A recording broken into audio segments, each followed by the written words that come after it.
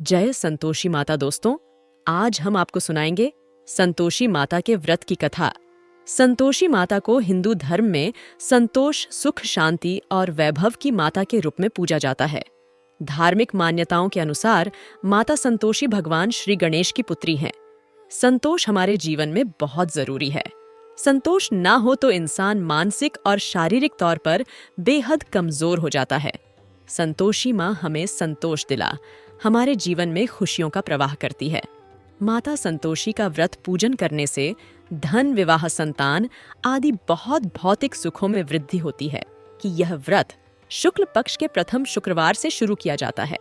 दोस्तों, अगर आप भी अपने जीवन में संतोषी माता की कृपा पाना चाहते हैं तो वीडियो को लाइक करके चैनल को सब्सक्राइब कर ले और कमेंट में जय संतोषी माता लिखना न भूले। तो आइए सुनते हैं संतोषी माता की व्रत कथा। एक बुढ़िया थी जिसके 7 बेटे थे। उनमें से 6 कमाते थे और 1 न कमाने वाला था। वह बुढ़िया उन 6 को अच्छी रसोई बनाकर बड़े प्रेम से खिला, पर साथ में को बचा कुचा झूठन खिलाती थी। परंतु वह भोला था, अतः मन में कुछ भी विचार नहीं करता था। एक दिन वह अपनी पत्नी से बोला, देखो मेरी माता को मुझसे कितना प्रेम है। उसने कहा, वह तुम्हें सभी की झूठन खिलाती है, फिर भी तुम ऐसा कहते हो। चाहे तो तुम समय आने पर देख सकते हो। एक दिन बहुत बड़ा त्योहार आया। बुढ़िया ने 7 प्रकार के भोजन और चूरमे के लड्डू बनाए। 7वां लड़का यह बात जांचने के लिए सिर दुखने का बहाना करके पतला कपड़ा ओढ़कर सो गया और देखने लगा। माँ ने उनको बहुत अच्छे आसनों पर बिठाया और 7 प्रकार के भोजन और लड्डू परोसे। वह उन्हें बड़े प्रेम से खिला रही है। जब वे छयो उठ गए तो माँ ने उनकी थालियों से झूठन इकट्ठी की और उनसे एक लड्डू बनाया। फिर वह 7वें लड़के से बोली, अरे रोटी खा ले। वह बोला, माँ मैं भोजन नहीं करूंगा, मैं तो परदेस जा रहा हूं। माँ ने कहा, कल जाता है तो आज ही चला जा। वह घर से निकल गया। चलते समय उसे अपनी पत्नी की याद आई जो गौशाला में कंधे थाप रही थी। वह बोला, हम विदेश को जा रहे हैं, आएंगे कछुक काल तुम रहियो। संतोष से धर्म अपनो पाल। इस पर उसकी पत्नी बोली, जाओ पिया, आनंद से हमारी सोच हटाए। राम भरोसे हम रहे, ईश्वर तुम्हें सहाय देहु निशानी। आपनी देख धरूं, मैं धीर सुधी हमारी ना बिसारियो रखियो। मन गंभीर इस पर वह लड़का बोला, मेरे पास कुछ नहीं है, यह अंगूठी है, 100 ले और मुझे भी अपनी कोई निशानी दे दे। वह बोली, मेरे पास क्या है, यह गोबर भरे हाथ है। यह कहकर उसने उसकी पीठ पर गोबर भरे हाथ की थाप मार दी। वह लड़का चल दिया। ऐसा कहते हैं, इसी कारण से विवाह में पत्नी पति की पीठ पर हाथ का छापा मारती है। चलते समय वह दूर देश में पहुंचा। वह एक व्यापारी की दुकान पर जाकर बोला, भाई मुझे नौकरी पर रख लो। व्यापारी को नौकर की जरूरत थी। फिर वह बोला, आपका काम देखकर तनख्वाह देंगे, तुम रह जाओ। वह सवेरे 7 बजे से रात के 12 बजे तक नौकरी करने लगा। थोड़े दिनों में सारा लेन देन और हिसाब किताब करने लगा। सेठ के साथ 8 नौकर चक्कर खाने लगे। सेठ ने उसे 2-3 महीने में आधे मुनाफे का हिस्सेदार बना दिया। 12 वर्ष में वह नामी सेठ बन गया और उसका मालिक उसके भरोसे काम छोड़कर कहीं बाहर चला गया। उधर उसकी औरत को सांस और मिठाइयां बड़ा कष्ट देने लगी। वे उसे लकड़ी लेने जंगल में भेजती, भूसे की रोटी देती, फूटे नारियल में पानी देती। वह बड़े कष्ट से जीवन बिताती थी। लेकिन जब वह लकड़ी लेने जा रही थी तो रास्ते में उसने कई औरतों को व्रत करते देखा। वह पूछने लगी, बहनों ये किसका व्रत कैसे करते हैं और इससे क्या फल मिलता है? तो एक स्त्री बोली, यह संतोषी माता का व्रत है, इसके करने से मनोवांछित फल मिलता है। इससे गरीबी मन की चिंताएं, राज के मुकद्दमे, कलह, रोग नष्ट होते हैं और संतान, सुख, धन, प्रसन्नता, शांति, मन पसंद वर मिलते हैं और बाहर गए हुए पति के दर्शन होते हैं। उसने उसे व्रत करने की विधि बता दी। उसने रास्ते में सारी लकड़ियां बेच दी। वह गुड़ और चना ले लिया। उसने व्रत करने की तैयारी की। उसने सामने एक मंदिर देखा तो पूछने लगी, यह मंदिर किसका है? वह कहने लगी, यह संतोषी माता का मंदिर है। वह मंदिर में गई और माता के चरणों में लौटने लगी। वह दुखी होकर विनती करने लगी, माँ मैं अज्ञानी हूं, मैं बहुत दुखी हूं, मैं तुम्हारी शरण में हूं, मेरा दुख दूर करो। माता को दया आ गई। एक शुक्रवार को उसके पति का पत्र आया और अगले शुक्रवार को पति का भेजा हुआ धन मिला। अब तो जेठ जेठानी और सास नाक सिकुड़ के कहने लगे, अब तो इसकी खातिर बढ़ेगी, ये बुलाने पर भी नहीं बोलेगी। वह बोली, पत्र और धन आवे तो सभी को अच्छा है। उसकी आंखों में आंसू आ गए। वह मंदिर में गई और माता के चरणों में गिरकर बोली, हे माँ, मैंने तुमसे पैसा कब मांगा था? मुझे तो अपना सुहाग चाहिए। मैं तो अपने स्वामी के दर्शन और सेवा करना मांगती हूँ। तब माता ने खुश होकर कहा, जा बेटी, तेरा पति आवेगा। वह बड़ी प्रसन्नता से घर गई और घर का काम काज करने लगी। उधर संतोषी माता ने उसके पति को स्वप्न में घर जाने और पत्नी की याद दिलाई।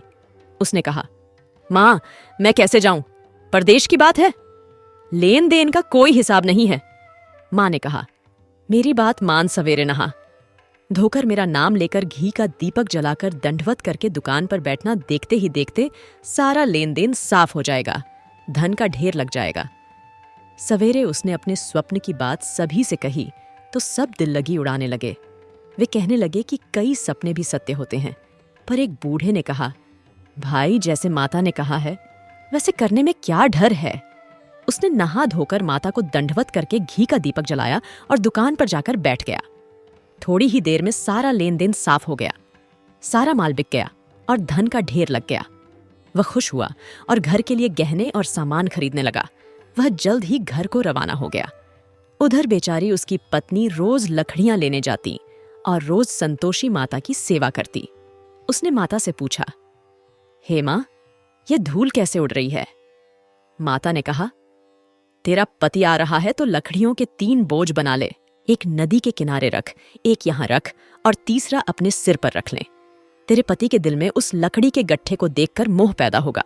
जब वह वहां रुककर नाश्ता पानी करके घर आएगा तब आवाज लगाना, सासू जी, लकड़ियों का गट्ठर लो, भूसी की रोटी दो और नारियल के खोपड़े में पानी दो।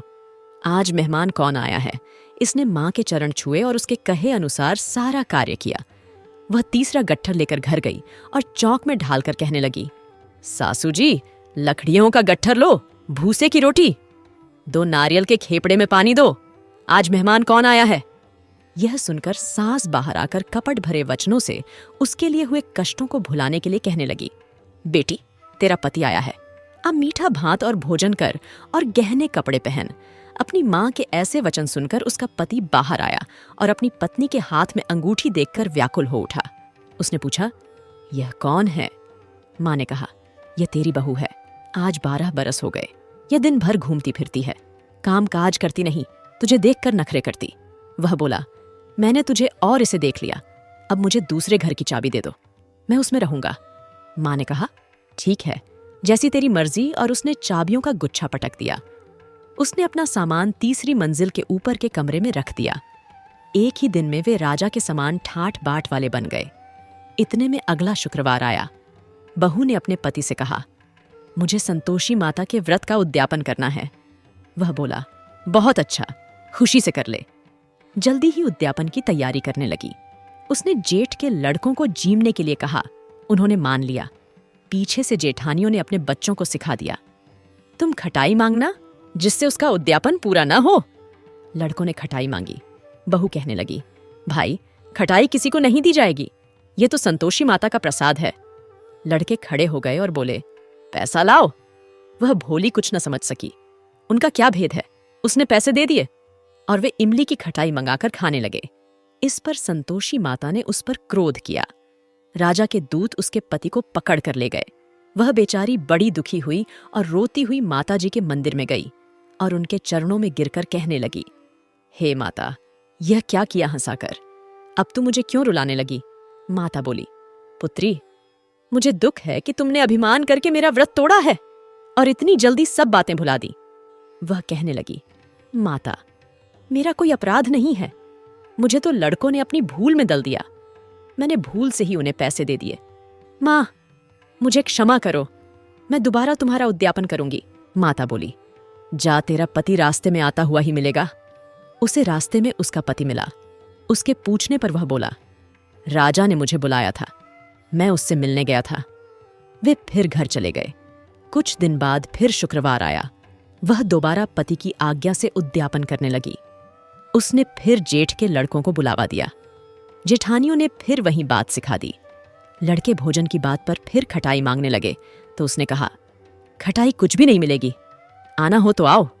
ये कहकर ब्राह्मणों के लड़कों को लाकर भोजन कराने लगी। उसके बाद उसने उन्हें दक्षिणा दी। संतोषी माता उस पर बहुत खुश हुई। माता की कृपा से नौमी मास में उसके एक चंद्रमा के समान सुंदर पुत्र हुआ। अपने पुत्र को लेकर वह रोजाना मंदिर जाने लगी। एक दिन संतोषी माता ने सोचा कि यह रोज यहाँ आती है, आज मैं इसके घर चलूं, इसका सासरा देखूं। यह सोचकर उसने एक भयानक रूप बनाया। गुड़ चने से सना मुख, ऊपर को सूंड के समान होठ जिन पर मक्खियां भिनभिना रही थीं। इसी सूरत में वह उसके घर गई। दहलीज में पांव रखते ही उसकी सास बोली, देखो कोई ढाकिन आ रही है, इसे भगाओ नहीं तो किसी को खा जाएगी। लड़के भागकर खिड़की बंद करने लगे। सातवें लड़के की बहू खिड़की से देख रही थी। वह वहीं से चिल्लाने लगी, आज मेरी माता मेरे ही घर आई है। यह कहकर उसने बच्चे को दूध पीने से हटाया। इतने में सास बोली, पगली किसे देखकर उतावली हुई है, बच्चे को पटक दिया है। इतने में संतोषी माता के प्रताप से वहां लड़के ही लड़के नजर आने लगे। बहू बोली, सासू जी, मैं जिसका व्रत करती हूं, यह तो वही संतोषी माता है। यह कहकर उसने सारी खिड़कियां खोल दी। सबने संतोषी माता के चरण पकड़ लिए और विनती कर कहने लगे, हे माता, हम मूर्ख हैं, अज्ञानी हैं, पापिनी हैं। तुम्हारे व्रत की विधि हम नहीं जानते। तुम्हारा व्रत भंग कर हमने बहुत बड़ा अपराध किया है। हे जग माता, आप हमारा अपराध क्षमा करें। इस पर माता खुश हुई। जिस प्रकार संतोषी माता ने बहू को फल दिया, वैसा ही फल सब माता को दे। तो आइए संतोषी माता के व्रत की पूजन विधि सुनते हैं। सुख सौभाग्य की कामना से माता संतोषी के 16 शुक्रवार तक व्रत किए जाने का विधान है। सूर्योदय से पहले उठकर घर की सफाई इत्यादि पूर्ण कर लें। स्नान आदि के बाद घर में किसी सुंदर व पवित्र जगह पर माता संतोषी की प्रतिमा या चित्र स्थापित करें। माता संतोषी के सम्मुख एक कलश में जल भरकर रखें। कलश के ऊपर एक कटोरा भरकर गुड़ चना रख माता के समक्ष एक घी का दीपक जलाएं। माता को फूल, सुगंधित गंध, नारियल, लाल वस्त्र या चुनरी अर्पित करें। मां संतोषी को गुड़ और चने का भोग लगाएं। संतोषी माता की जय बोलकर माता की कथा आरंभ करें। व्रत करने वाले को श्रद्धा और प्रेम से व्रत करना चाहिए।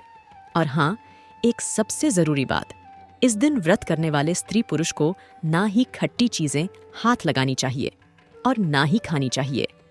जय संतोषी माता।